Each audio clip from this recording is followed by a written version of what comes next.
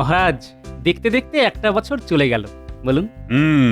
আজকে তাহলে রাজসভার আলোচনা শুরু করা হোক। আলোচনা তো রোজই হয় মহারাজ, আজকে একটু অন্য কথা হোক না। বলো বলো, তুমি কি কথা বলতে চাও? বলছি মহারাজ, বছর তো শেষ হতে চললো, এই অন্তিম লগ্নে যদি একটু হালকা করে এই ভুরি ভোজের ব্যবস্থা করা যেত, তাহলে হৃদয়টা বাগান বাগান বাগান হয়ে যেত মহারাজ।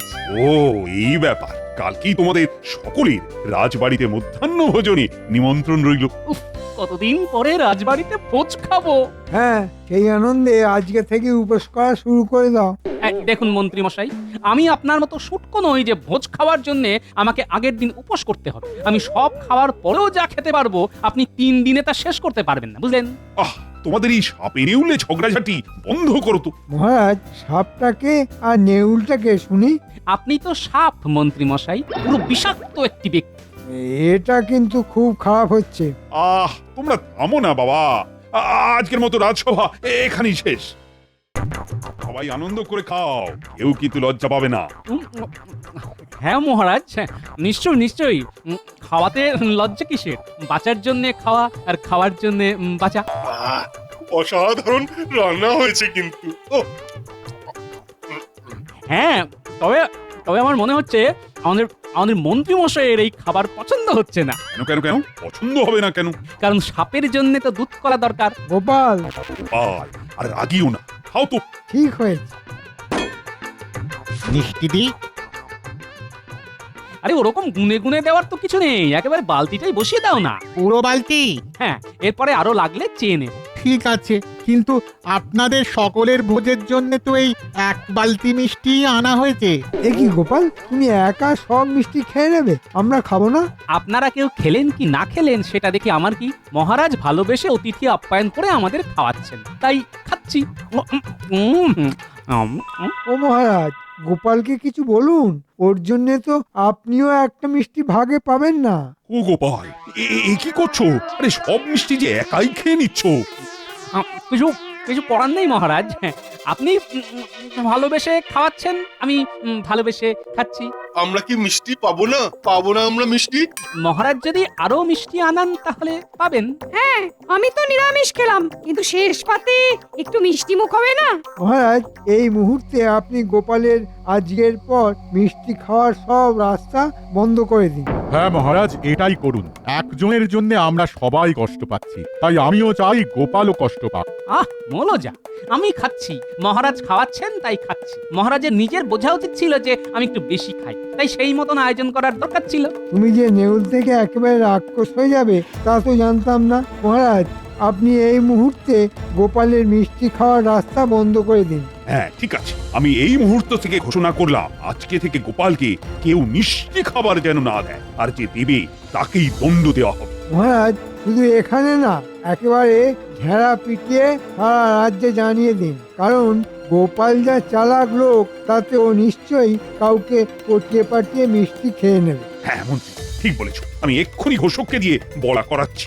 মহারাজ, আপনি নিমন্ত্রণ করে এটা কিন্তু সম্মানের সাথে অপমান করলেন আমাকে। বেশ করেছি, তোমার তো কোনো জ্ঞান হুঁশ নেই। একা একা কেউ 1 বালতি মিষ্টি খায় নাকি? ঠিক আছে মহারাজ, আমি জানতাম আপনি প্রজাদরদি রাজা, কিন্তু আজকে আপনার আসল রূপ আমি দেখতে পেলাম। যাও যাও যাও, অন্য কোনো ভালো রাজা থাকলে তার কাছেই যাও না। না মহারাজ, সেটা যাব না। আমি এই কৃষ্ণনগরে দাঁড়িয়ে থেকেই মিষ্টি খাবো, আর আপনি সেটা হাঁ করে দেখবেন, আর সেটা নববর্ষের দিনই করব আমি। হ্যাঁ ঠিক আছে ঠিক আছে, আর তো কয়েকদিন পরেই নববর্ষ। তুমি যদি সেটা করে দেখাতে পারো, তাহলে আমি মিষ্টি খাওয়া ছেড়ে দেবো। ঠিক আছে, তাহলে এই কথাই রইল। শোনো শোনো শোনো, আজকের পরে আমাদের রাজ্যের কেউ যদি গোপাল ভাঁড়কে কোনো রকম মিষ্টি বা মিষ্টি খাবার দেয়, তাহলে তাকে দণ্ড দেওয়া হবে। শোনো শোনো শোনো।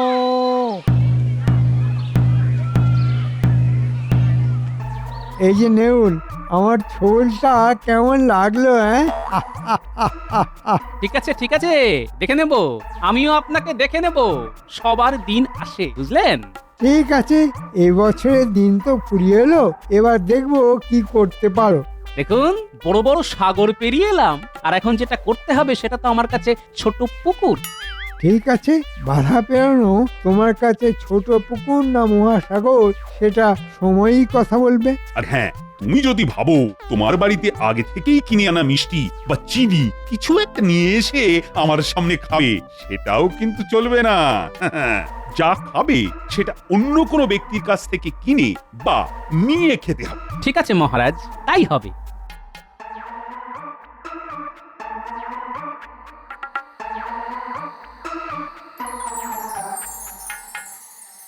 এই যে ভোলা, ভালো আছো তো? হ্যাঁ ভালো আছি, কিন্তু ওই সামনে তো নববর্ষ, তাই একটু কাজের চাপ আছে। শুকনো মিষ্টি গজা, মোয়া এগুলোই বানিয়ে রাখছি আর কি। তা দাও দেখি একটা মোয়া খেয়ে দেখি। না না না না না না না গোপাল, তুমি কি চাও যে তোমাকে মোয়া খাইয়ে আমার গর্দান চাক? এ কাজ আমি করতে পারবো না গোপাল। আরে মহারাজ জানতে পারবে নাকি? আমাকে চুপি চুপি দাও, আমি চুপি চুপি খেয়ে নিই। আমাকে অত বোকা ভেবো না গোপাল। সব ঘোষণা শুনেছি, আর সাথে এটাও শুনেছি যে ওই তোমাকে মহারাজের সামনে নতুন বছরের মধ্যে মিষ্টি খেয়ে দেখাতে হবে। বাজারে তো এখন তোমার কথাই চলছে। তাহলে ভোলা, তুমি আমাকে মোয়া খাওয়াবে না? না না না না না, তুমি তুমি অন্য কারোর কাছে যাও গোপাল, আমি তোমাকে মিষ্টি দিতে পারবো না। ঠিক আছে, কি আর করা যাবে, চললাম তাহলে।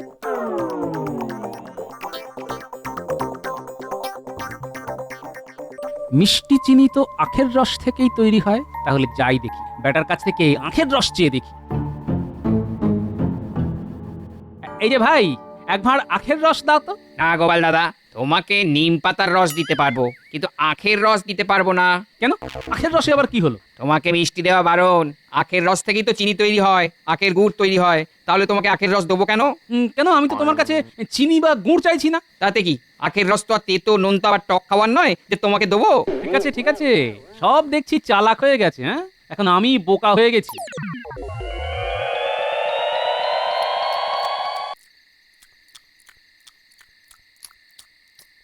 ও গিন্নি, আজকে তো খাবারে কোনো স্বাদই হয়নি, একেবারে নোনতা লাগছে গো।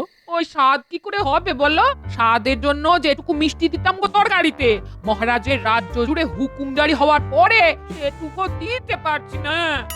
আরে বাবা, মহারাজ কি জানতে যাচ্ছে নাকি আমি বাড়িতে কি খাচ্ছি না খাচ্ছি? না বাবা, দেওয়ালেরও কান আছে।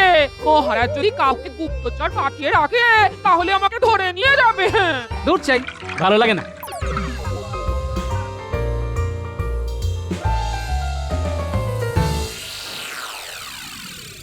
গোপাল বেটা বেশ জব্দ হয়েছে, বুঝলি বটা? হ্যাঁ, আর বলতে মন্ত্রী মশাই, বেটা গোপাল এতদিন মিষ্টি মিষ্টি কথা বলে মহারাজের কাছ থেকে অনেক উপহার বাগিয়েছে। এতদিন পরে গোপালের শুধু মুখ থেকে না, একেবারে জীবন থেকেও মিষ্টি চলে গেছে।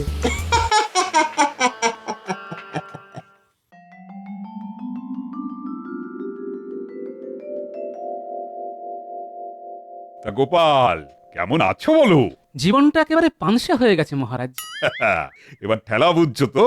মহারাজ, আমার সময় আসবে, নববর্ষের প্রথম দিনই আপনি বুঝতে পারবেন। এ দেখবো তোমার কত দূর দূর। যাই হোক, এবার কাজের কথায় আসি। আর 3 দিন পরে বাংলা নববর্ষ, আর নববর্ষ মানেই তো নতুন সকাল, নতুন মজা, সকলে নতুন জামা কাপড় পরবে। তাই সবাই একে একে এসো আর নববর্ষের ভাতা নিয়ে যাও।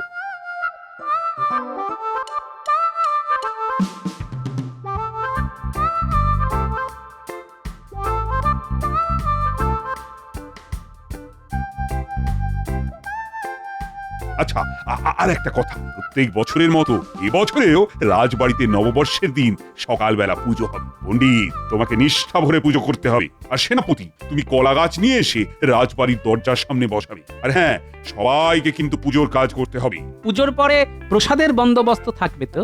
আমরা সবাই পাবো তো? হ্যাঁ হ্যাঁ, সেটা পাবে, তবে তোমাকে কোনো মিষ্টি প্রসাদ দেওয়া হবে না।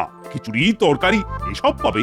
উফ, সব দিকেই গাঁড়াকল করে রেখেছেন। আরে তা তো করতেই হবে। যাও যাও যাও, এবার নতুন বছরে পড়ার জন্য কেনাকাটা শুরু করে দাও। জীবনে মিষ্টি না থাকলেও বাকি সবকিছু তো আছে। সে থাকলেও মন তো পড়ে আছে সেই মিষ্টিতেই। সে তুমি চেষ্টা চালিয়ে যাও, আখের রসও পাবে না আর ভোলার মিষ্টিও পাবে না। এমনকি গিন্নি রাতে রান্না করা খাবারেও মিষ্টি পাবে না। বাহ, বাহ বাহ বাহ বাহ। আমি কি করছি না করছি একেবারে হাঁড়ির খবর রাখছেন দেখছি, হ্যাঁ? তা তো রাখতেই হবে গোপাল, সবার ভাগের মিষ্টি সেদিন তুমি একা খেয়েছো, এখন সেটা তো তোমাকে সুদে আসলে শোধ করতেই হবে। সে তো আমি অবশ্যই করব, খুব তাড়াতাড়ি করব। হ্যাঁ, গরমকালে রোদ ঝলমল, বর্ষাকালে বৃষ্টি, গোপালের এখন খুব কষ্ট, না খেতে পেয়ে মিষ্টি। আহ আহ আহ আহ আহ হেসে নিন হেসে নিন, এর জবাব আমি উপযুক্ত সময়ে দেব।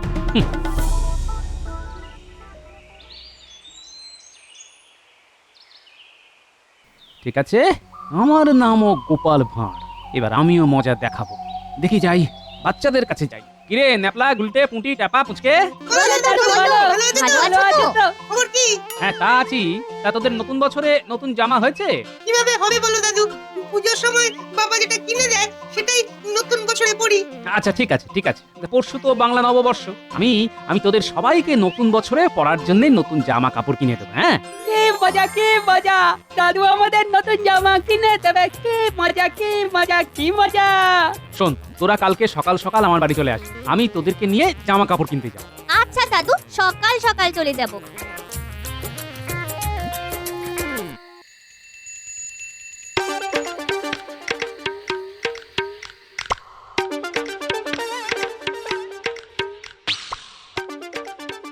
বলছি গিন্নি, আমাদের সংসারের বাজারের কি হাল? বাহ, একটি ভূতের মুখে রাম নাম গো।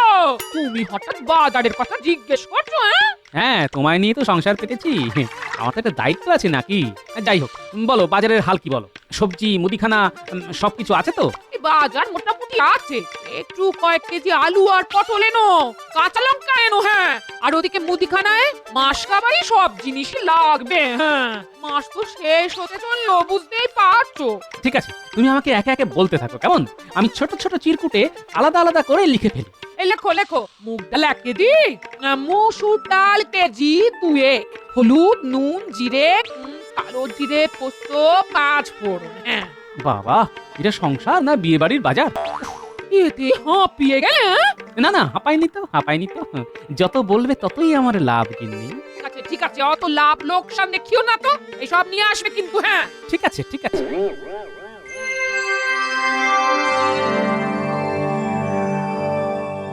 এই তো খুদে সেনারা সবাই চলে এসেছিস, চল এবার বেরোনো যাক। একটা কথা তোদের বলে রাখি, আমার হাতে দেখ মুদিখানার জিনিসের ফটো আছে, প্রত্যেকটা জিনিসের জন্য একটা করে চিরকুট। দেখি দাদু, একটা কাগজের মধ্যে লিখলেই তো হয়ে যেত। না, হতো না। শোন, তোদের একটা কাজ করতে হবে, বুঝলি? ঠিক আছে দাদু। সব কিছু আমার নামে ধারে আনবি। আচ্ছা দাদু। ঠিক আছে, তোরা বাজার দোকানের ব্যাপারটা সামলে নে, আর তারপরে আমি রাজসভা থেকে ফিরে তোদেরকে জামা কাপড় কিনতে নিয়ে যাব। ঠিক আছে দাদু।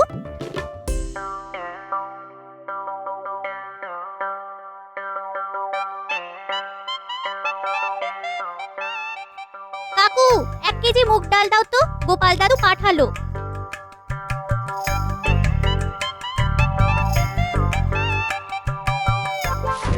এই নাও 1 কেজি মুগ ডাল, দাম 6 টাকা। এই কাগজে লিখে দাও। দাদু পয়লা বৈশাখের দিন দাম দিয়ে যাবে। সেদিনকে তো হাল খাতার কাজে ব্যস্ত থাকবো। হ্যাঁ, ঠিক আছে, মনে করে দামটা দিয়ে যেতে বলিস কিন্তু। হ্যাঁ, কি কাকু, জিনিস কিনলাম, হাল খাতার জন্য দাদুকে নিমন্ত্রণ পত্র দেবে না? আবার নিমন্ত্রণও করতে হবে? বাবা, তা নয় তো কি, প্রত্যেক লক্ষ্মী, সেদিন তো লক্ষ্মী গণেশ পুজো হবে। উফ, কি মুশকিল। এই নে, দাদুকে চিঠিটা নিয়ে আসতে বলিস। আর ধারটা যেন তোর দাদু শোধ করে দেয়, বুঝলি? যা যা। এসব নিয়ে কোনো চিন্তা করো না কাকু, দাদু এই ব্যাপারে খুব সৎ। এখনো 10টা দোকানে যেতে হবে। কাকু, 2 কেজি আলু দাও, আর দামটা লিখে রাখো। এই যে গোপাল দাদু এই চিরকুট দিয়ে পাঠালো, আর বললো পরে শোধ করে দেবে। 2 কেজি আলু, তাও আবার ওই ধারে? সংসারের টানাটানি চলছে গো।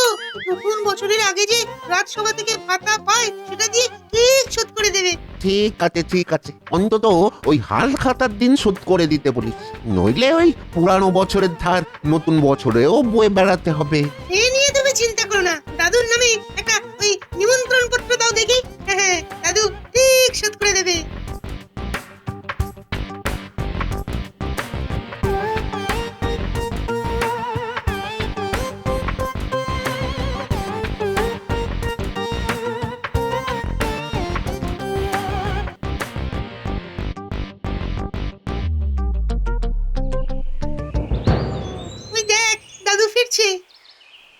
তোরা সবকিছু কিনে ফেলেছিস?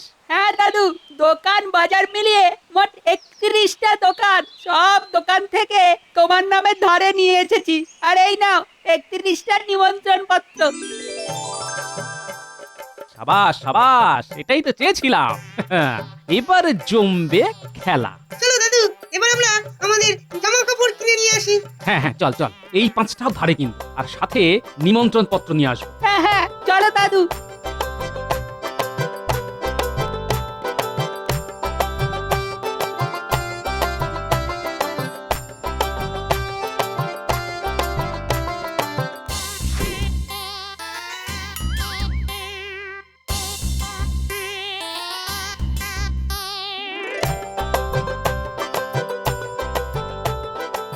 উফ, দাদু, আমার এই জামাটা খুব পছন্দ হয়েছে।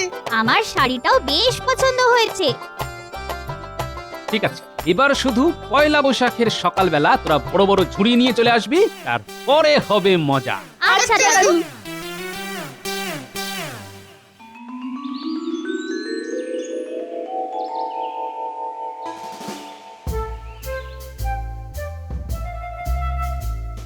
কি মন্ত্রী, একটু পরেই তো নববর্ষ উপলক্ষে পুজো শুরু হবে। সবাই তো এসে গেছে দেখছি, কিন্তু গোপাল তো এখনো এলো না। গোপাল যা ঘুম কাতুরে, নিশ্চয়ই এই শুভ দিনে এখনো ঘুমোচ্ছে। না না না, আমার গোপালকে আর ভরসা নেই। তুমি এক্ষুনি গিয়ে দেখো গোপাল কি করছে। আর পণ্ডিত মশাই, গোছগাছ হয়ে গেলে কিন্তু পুজোটা শুরু করে দিন। ঠিক আছে মহারাজ, আমি এক্ষুনি যাচ্ছি। ব্যাস, আমাকে যে দায়িত্ব দিয়েছিলেন সেটা করে দিলাম। ভাই, আজকে তো হালখাতা। হ্যাঁ গোপাল দাদা, তা আজকে নিশ্চয়ই তোমার দোকানে পুজো হয়েছে। তা আমার জন্য হালখাতায় মিষ্টির বাক্সটা কই? এ কি বলছো গোপাল দাদা? রাজ্য জুড়ে তোমাকে তো মিষ্টি দেওয়া বারণ। কিন্তু আজকে তো তোমার উচিত যারা যারা তোমার ধার শোধ করবে তাদেরকে মিষ্টি দেওয়া। প্রত্যেক খদ্দেরই কিন্তু তোমার কাছে লক্ষ্মী। আজকে এই শুভ দিনে তুমি একজন খদ্দেরকে অসন্তুষ্ট করবে নাকি মহারাজের আদেশ নিয়ে পড়ে থাকবে, সেটা তোমার উপর। ওহ, কি মুশকিল, কি মুশকিল! তুমি তো আমাকে মহা ফ্যাসাদে ফেলে দিলে গোপাল দাদা। দেখো, তুমি যদি আমাকে হালখাতার দিন খালি হাতে ফেরাও তাহলে কিন্তু মা লক্ষ্মী অসন্তুষ্ট হবে। আর আজকের দিনে তোমার উচিত সব ধার বাকি শোধ করে নতুন খাতা চালু করা। এবার ভেবে নাও তুমি কি করবে। কি আর করবো, যা হবে দেখা যাবে। এই নাও গোপাল দাদা, এই তোমার মিষ্টির বাক্স, আর এবার আমার ধারটা মিটিয়ে দাও। হ্যাঁ, নিশ্চয়ই নিশ্চয়ই।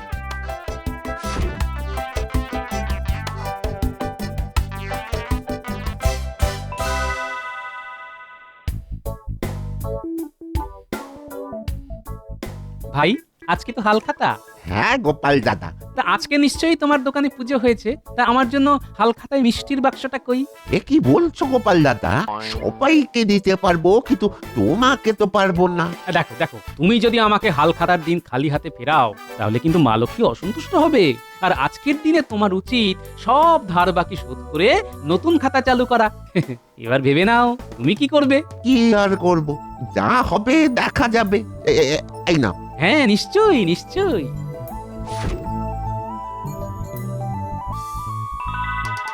চলো খুদে বন্ধুরা, এবারে সব দোকানে আমরা একে একে যাব আর মিষ্টির বাক্স সংগ্রহ করব, তারপরে হবে মজা। হ্যাঁ দাদু, কৃষ্ণনগরে মোটামুটি সব দোকান থেকেই এই কিছু না কিছু জিনিস আমরা কিনেছি। এটাই তো গোপালের দান।